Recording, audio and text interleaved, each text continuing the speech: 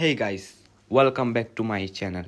আজকের ব্লগটা একটু ডিফারেন্ট, একটু ইমোশনাল। আজ আমরা যাচ্ছি এয়ারপোর্টে আমার দাদাকে বিদায় দিতে। You know, sometimes life gives you moment you never wanna end. আর আজকের দিনটা ঠিক তেমনই একটা দিন।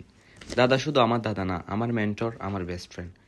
যে ছোটবেলায় হাত ধরে হাঁটতে শিখিয়েছে, আজ তাকে আবারও বিদায় দিতে যাচ্ছি। তো গাইস, রাইট নাও আমরা রওনা দিয়েছি এয়ারপোর্টের পথে।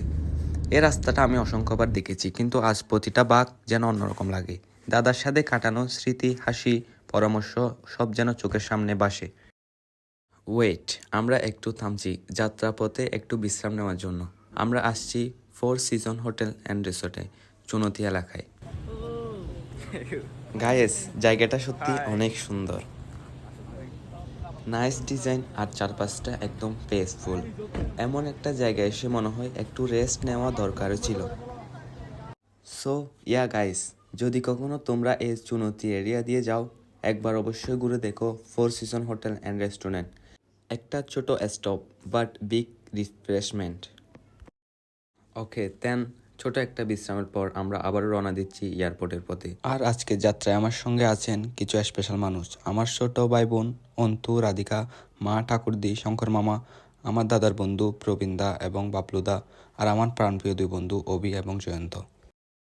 Let's go. দাদার সাথে শেষ কিছু মুহূর্ত ক্যাপচার করার সময় এসে গেছে। ওয়েদার লুকস অ্যামাজিং, আর মনে হচ্ছে নেচারও জানে আজকের দিনটা একটু অনেক স্পেশাল। সো গাইস, আমরা এখন পৌঁছে গেছি কর্ণফুলী টানেলের একদম কাছে। এটাই দক্ষিণ এশিয়ার প্রথম আন্ডার রিভার টানেল। সাউন্ড কুল রাইট? এখন টোল দিচ্ছি। And finally entering the tunnel.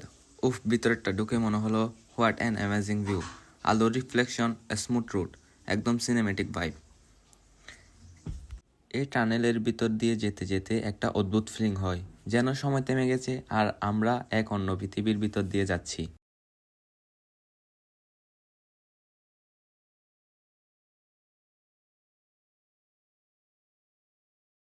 Seriously guys, যদি এখনও কেউ কর্ণফুলী টানেল দিয়ে না যায়, ইউ মাস্ট ভিজিট ওয়ান্স।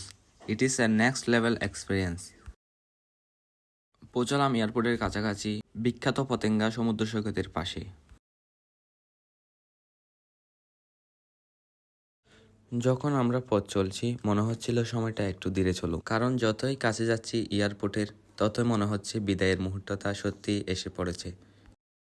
অবশেষে আমরা পৌঁছে গেছি সাহা আমানত ইন্টারন্যাশনাল এয়ারপোর্ট, চট্টগ্রাম। লং রাইডের পর সবাই একটু tired, but feelings are totally different right নাও।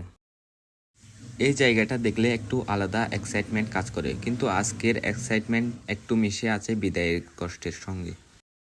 অবশেষে গাড়ি থেকে নামলাম। ওয়াও, জায়গাটা সত্যি দারুণ সুন্দর। চারদিকে শান্তি, প্রকৃতি আর একদম ফ্রেশ ভাইব। সত্যি মনে হচ্ছে যেন সিনেমার সেটে এসে পড়েছি। তাই এখন একটু ফটোশ্যুট করব, কিছু দারুণ মুহূর্ত বন্দি করে রাখবো ক্যামেরায়। এখন এসে হার্ডেস্ট মোমেন্ট এসেছে, দাদাকে বিদায় দেওয়ার সময়। দাদা শুধু আমার মেন্টর বা গাইড না, আমার ইন্সপিরেশন, আমার সব সময় পাশে থাকা হিরো। আজ এত বছর একসাথে কাটানো স্মৃতি মনে পড়ছে ছোটবেলা থেকেই এখন পর্যন্ত। হাসি, পরামর্শ, অ্যাডভেঞ্চার, সব কিছু সবই চোখের সামনে ভেসে উঠেছে। মনে রাখবো সব মুহূর্ত। দূরত্ব যতই হোক, সে বন কখনো মুছে যাবে না। বেস্ট অফ লাক ব্রদা ভাই। সব শেষে ফেরার পথে মনটা একটু শান্ত করতে আমরা গেলাম ইসকন প্রবর্তক শ্রীকৃষ্ণ মন্দিরে। মন্দিরের ভিতরে ঢুকতেই এক অদ্ভুত শান্তি। চারদিকে শুধু হরে কৃষ্ণ মহামন্ত্রের ধ্বনি, ভক্তদের হাসি মুখ আর এক ডিভিং ভাইব। এই জায়গাটায় দাঁড়িয়ে মনে হলো জীবনের প্রতিটা যাত্রা যত ব্যস্ত হোক, শেষ যদি কৃষ্ণের নামের সাথে হয় তাহলে সেটা পরিপূর্ণ।